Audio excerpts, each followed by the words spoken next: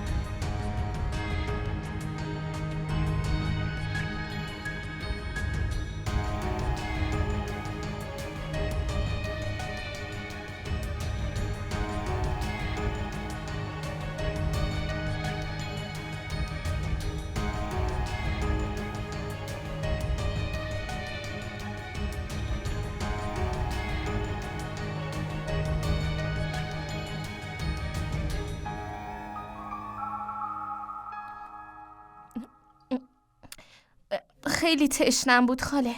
اگه دنبال لیوان میگشتم از تشنگی خفه میشدم.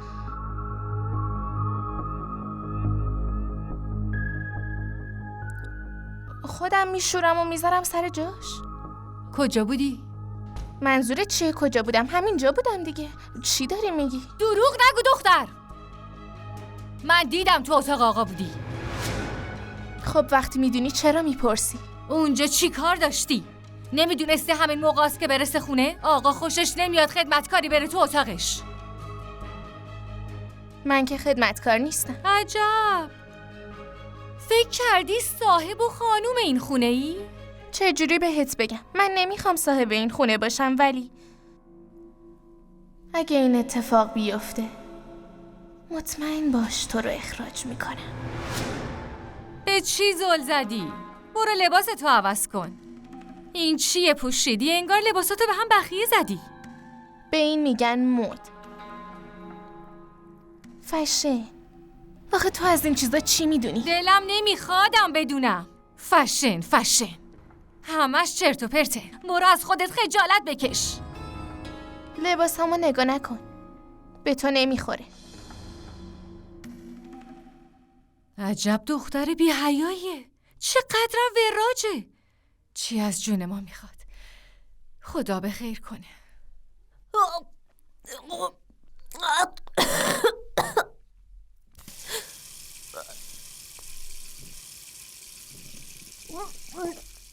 بلال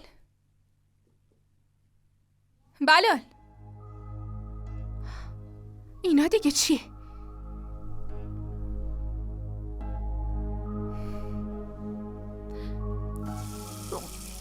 مامان! بلال چی شده مامان؟ چی شده مامان جان؟ حالت خوبه؟ پسرم حالت خوبه؟ بلال بیا احمد بیا اینجا. بیا ببین بلال چه شده. چی شده؟ بلال پاشو پسرم، بالا آورده. بلال بیهوش شده، باید ببریمش بیمارستان.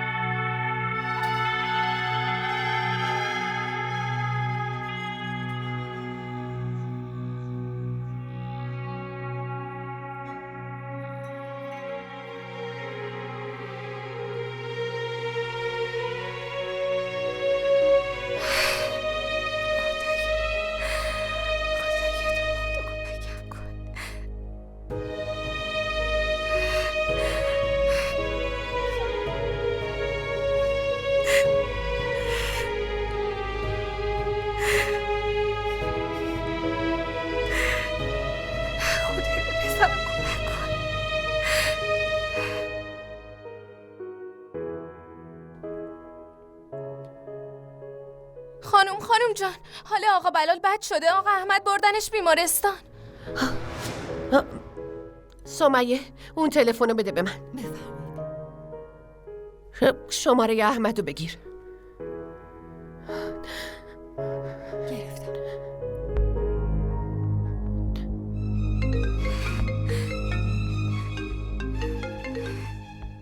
الو مامان. الو، حال بلال چطوره پسرم؟ حالش خوبه. دکترها بالا سرشن. انشالله که چیزی نیست. نگران نباش پسرم، ما داریم میایم اونجا. باشه مامان. خداحافظ.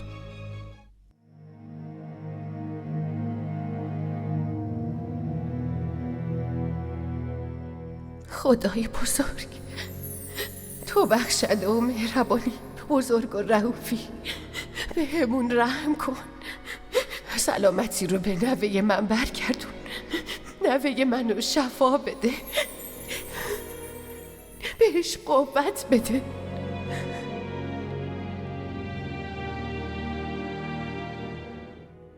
احمد، حال بلال خوب میشه نه؟ به خاطر بی‌توجهی توئه که پسر من الان رو تخت بیمارستانه. اگه بلایی سرش میومد چی؟ نه بلایی سرش نمیاد. حالش خوب میشه. باید خوب بشه. دعا کن که حالش خوب بشه. اگه خدایی نکرده بلایی سرش بیاد هیچ وقت نمیبخشم معصومه. بلایی سرش نمیاد. شما پسرتون مسموم شده؟ متاسفانه دیر رسوندینش، ممکنه خوب نشه. من مدر رو شستشو دادم ولی چی؟ دعا کنین که خداوند سلامتیشو بهش برگرد. یعنی چی؟ منظورش چیه؟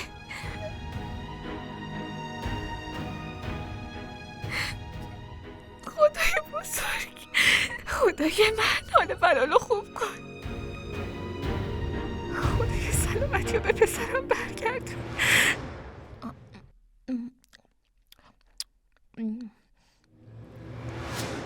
چه خوشمزه است. صبح وای میسته که من کاری خونه رو بکنم. منظور چیه که وای میسه شما کارا رو بکنید؟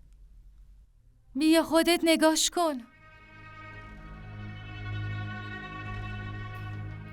تو اصلا خجالت نمیکشی نه؟ نشستی اینجا داری غذا میخوری؟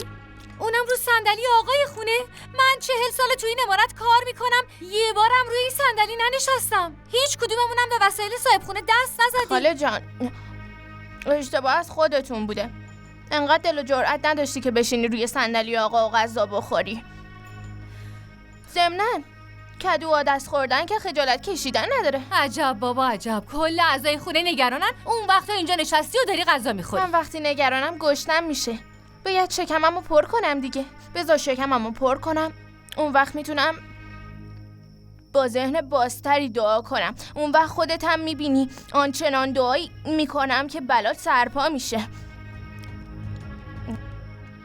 ببینم قرار کلفت نوکرات بیان ظرف غذای خانمو جمع کنن؟ داره؟ شانو زود باش میزو جمع کن تا خاله عزیز و مهربونم منو به خاطر یه ظرف غذا از خونه بیرون نکرده. او این تا حالا دست به سیاه‌سفید زده؟ امان از دست شما، همه مثل همن.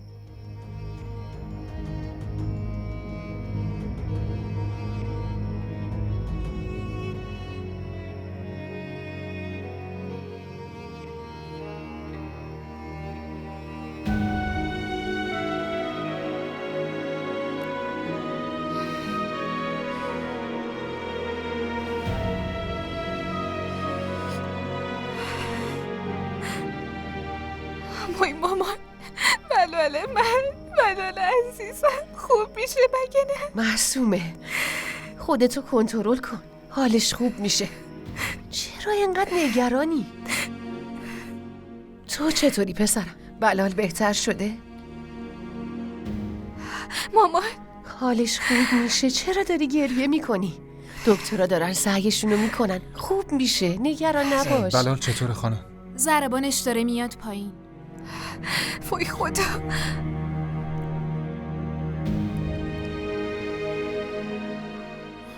دکتر حالش چطوره؟ بلال چطوره؟ لطفاً بیرون باشید. بیرون باشید من اینجا لطفاً. نمیرم. اما آقای من دکتر نمی‌رم. پسر منتظر باشین. میام بهتون میگم. من اینجا نمیرم. میخوام پیش چیزی پسرم نیست، بمونم. چیزی نیست. نمی‌خوام بذار برم دکتر کارشو بیرون. بکنه. نه، من مامان نمی‌خوام. لطفاً بریم بیرون. میخوام پیش آروم پسرم باش عزیزم. بمونم. مامان جان لطفاً با معصومه بریم مامان. بیرون. دکتر جان منتظر خواهش می‌کنم باشید. وضعیتش خوب نیست. بیرون باشید میام بهتون توضیح میدم. لطفاً. در ببند.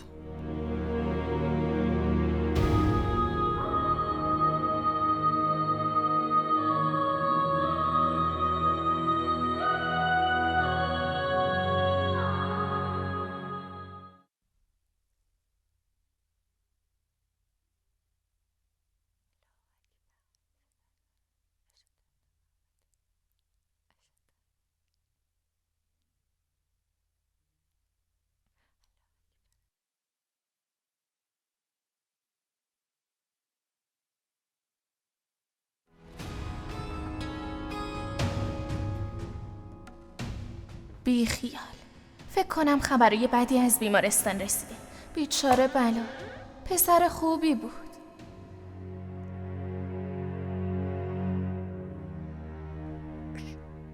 من اصلا سر در نمیارم.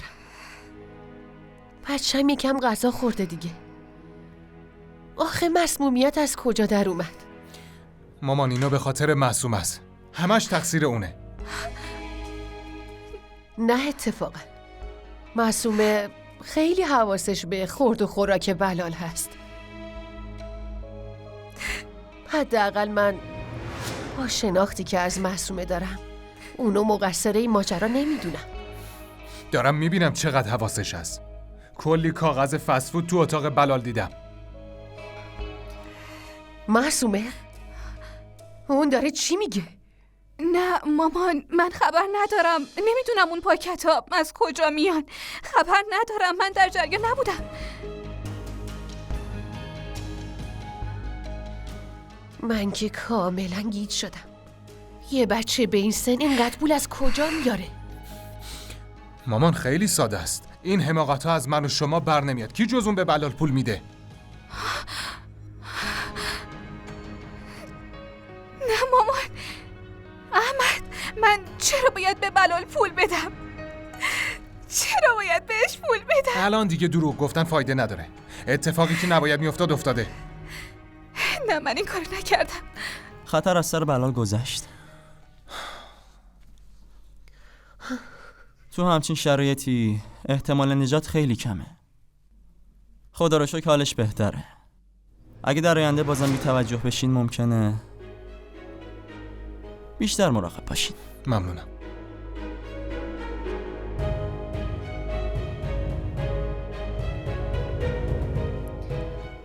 خدا رو شکر خطر رفت شد. خدایا خیلی ازت ممنونم. حال بچم خوبه. احمد برو یکم صدقه بده و از دکتر و پرستارا تشکر کن. چشم مامان. باید چند تا بزن بیاریم قربونی کنیم. مامان خیلی ازت ممنونم.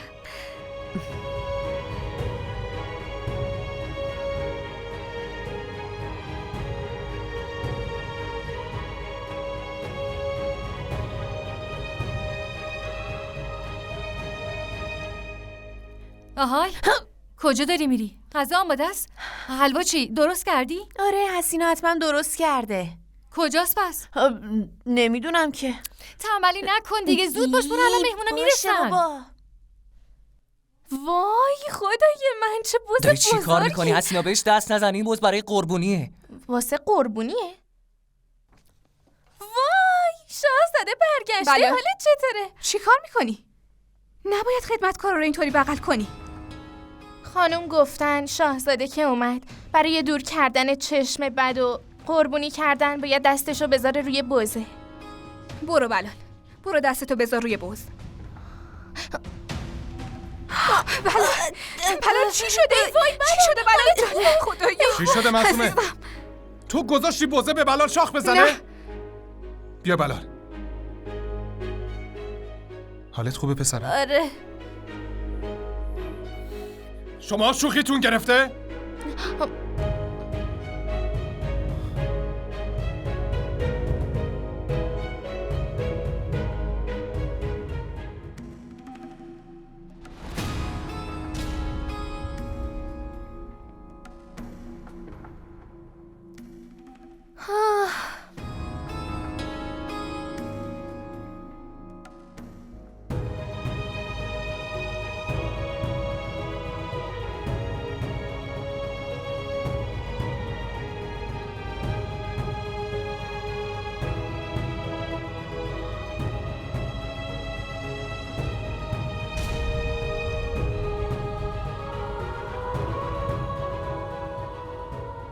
عزیزم بلال، چیزی نمیشه پسرم. تو خیلی شجاعی. کلی خدمتکار تو این خونه هست که کارای تو رو بکنه. فقط 3 نفر مسئول کارای تو هن. مامان، من و بلال. لطفاً حواستو جمع کن. اول یه اشتباه بزرگ سر مامان، حالا هم که این اتفاق برای بلال افتاد. ولی من کاری نکردم احمد. مامان بهم گفت.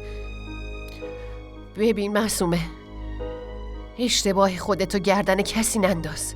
اگه اشتباهی کردی باید گردن بگیری. مامان شما خودتون بحث گفتین کردن که کافیه. اتفاقی که نباید میافتاد افتاد. خودت خوب میدونی که چقدر روی بلال و مامانم حساسم. دیگه هیچ اشتباهی نباید از سمت تو تکرار بشه.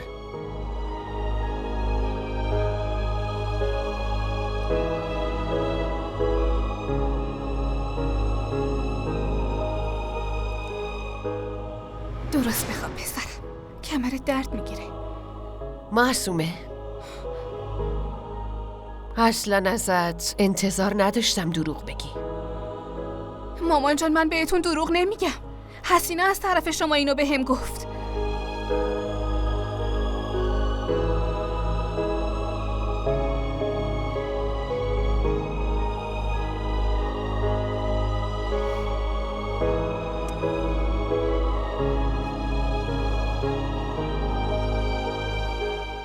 خانم جان تو رو خدا، من اصلا چرا باید همچین چیزی بگم؟ حسینه چرا دروغ میگی؟ خودت بهم گفتی.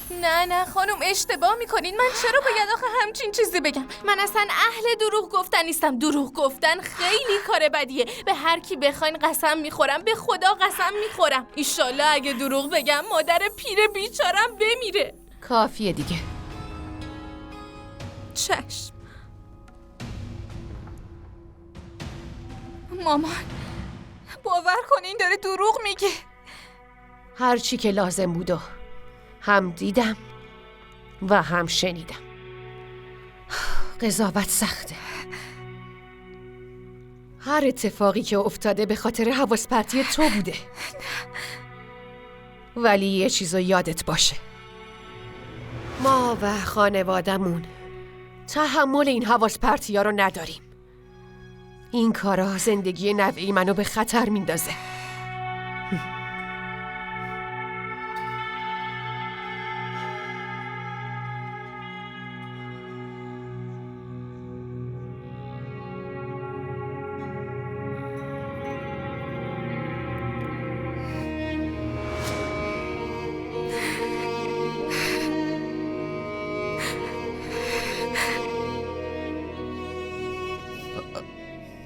معصومه چی شده؟ چرا داری گریه میکنی؟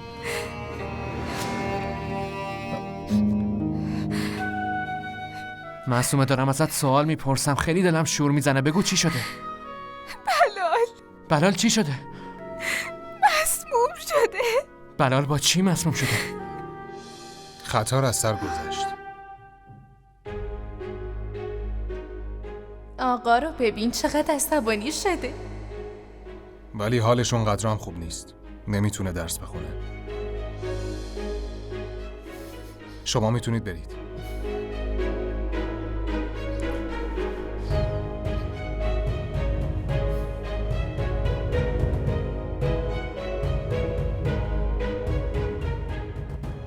اون میاد اینجا به بلال درس بده. برای چی جلوی اون اینطوری گریه میکنی؟ معصومه چه بلایی سرت اومده؟ چرا انقدر بچگونه رفتار میکنی؟ نمیتونم خودم رو کنترل کنم. برای چی؟ من میخوام تو رو قوی ببینم، مثل مامان. ولی احمد من اصلا قوی نیستم. من نمیتونم احمد، نمیتونم خودم و اشکامو کنترل کنم. میدونی که از گریه‌زاری خوشم نمیاد معصومه. اگه میخوای به گریه کردن ادامه بدی برو تو اتاقت گریه کن. اینطوری جلوی خدمتکارا نه.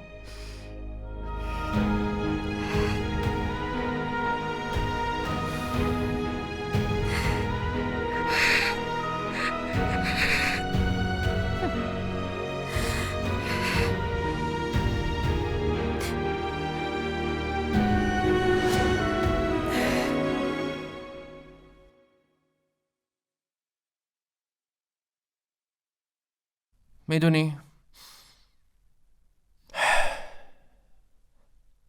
هنوزم فرقی نکرده،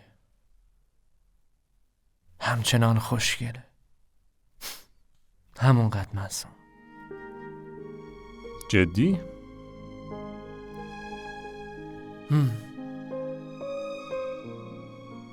ولی نمیدونم فاروق، احساس میکنم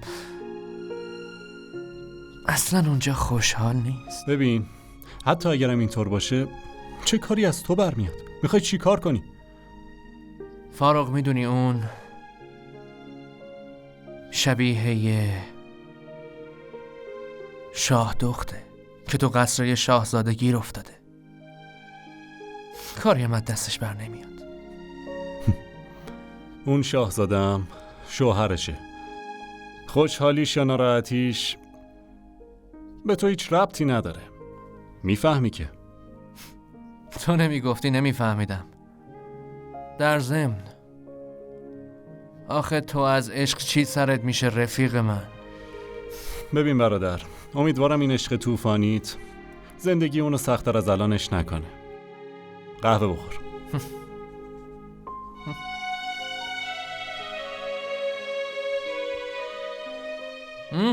ممنونم، خیلی خوشمزه است.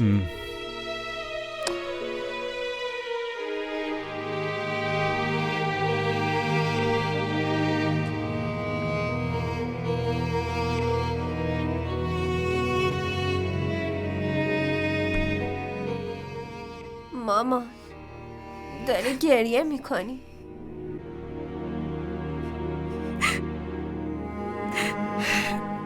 مامان خوبی؟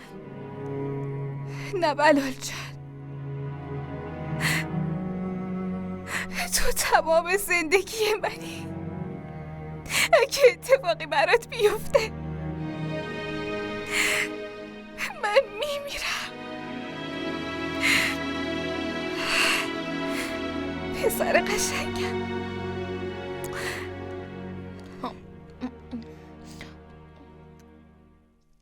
وای حسینا، عجب چیزی پختی. دلم میخواد انگشتامو بخورم. به نظر من تو یه ذره هم عقل نداری.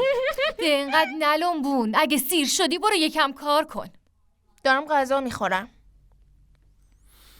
خاله، بله پسرم. من شماره فرازو بهتون میدم. بهش زنگ بزنید و بگید تا وقتی که بلال بهتر نشده لازم نیست بیادش اینجا. چشم.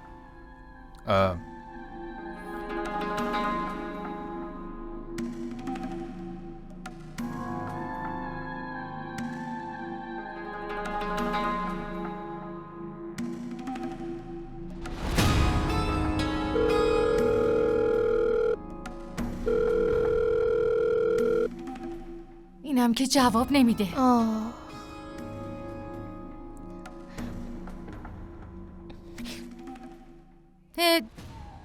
ای بابا کجا رفتی؟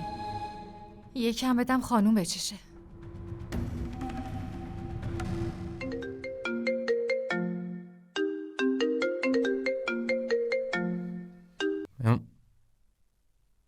این دیگه کیه؟ میسکالم دارم. الو؟ به خدا رو شکر، چه عجب آقا فراز بالاخره جواب داد. خیلی دلم میخواد صداتو بشنوم. شماره‌مو از کجا آوردی؟ تو به این چیزا کار نداشته باش، همه چی داره واسط خیلی خوب و دقیق پیش میره. اول که حضوری دیدمت و حالا شماره تلفنتو گیر آوردم. ببین حسینا، دارم محترمانه بهت میگم، سعی کن بفهمیش اگه شکایت تو به آقا احمد بکنم اخراجت میکنه و وقتی برگری روستا مرگ در انتظارته. مرگ هیچ وقت سراغ حسینه نمیاد. حسینه خودشونیه که میکشه. تو چی؟ حالت چطوره؟ اینقدر برات احترام قائلم ولی تو به من هیچ ارزشی نمیدی. احترام تو برای من پشیزی ارزش نداره. دیگه به هم زنگ نزن.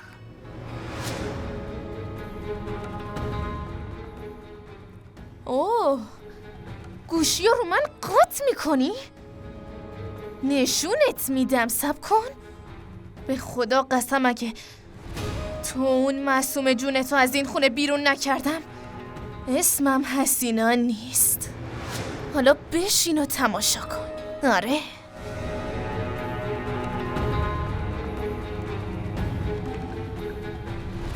بیا زود باش بخور. نه. بله، چرا به حرفم گوش نمیدی؟ بیا بخور. نمیخورم.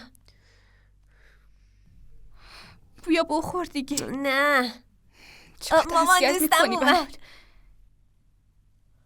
ای وای، آقا شما که هنوز سوپتون رو نخوردین. بیا من بهت میدم. نمیبینی من دارم بهش سوپ میدم؟ معصومه.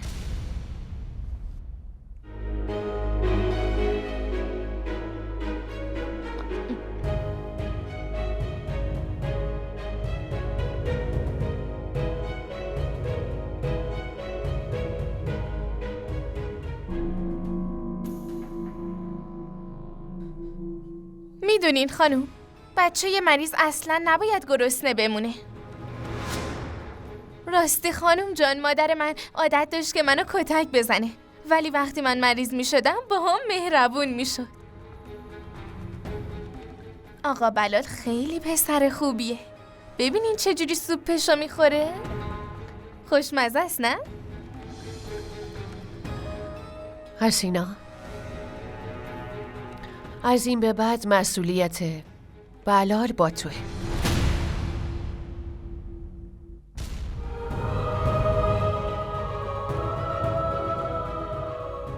تو هم بیا بیرون. بیا دهنتو باز کن. آفرین آفرین.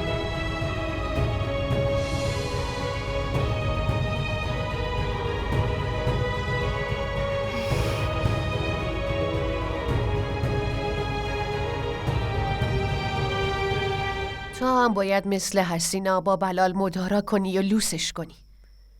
ولی مامان خودتون میگفتین باید بلالو مستقل بار بیارم. نظر آدم ها تو شرایط و اتفاقات مختلف عوض میشه. نوه من تا پای مرگ رفته. باید مثل حسینا باهاش مهربون باشی. حسینا خیلی معقول تر از تو رفتار میکنه. از این به بعد حسینا از بلال مراقبت میکنه. تو تمرکز تو بذار روی رابطت با احمد. بیشتر بهش توجه کن. احمد خیلی ازت ناراحته. خودم به همه این مشکلات رسیدگی میکنم. تو عروس مایی. باید قلبت تماماً برای بلال و احمد بتپه. ولی چیزی که میبینم اینه که تو از حسینا کینه به دل گرفتی. هر حرفی که میزنی بدگویی و شکایت از اونه. قبول دارم که اون فقط یه خدمتکاره، ولی اگه با اونا با احترام رفتار کنی اون وقت از اونا هم عزت و احترام میبینی.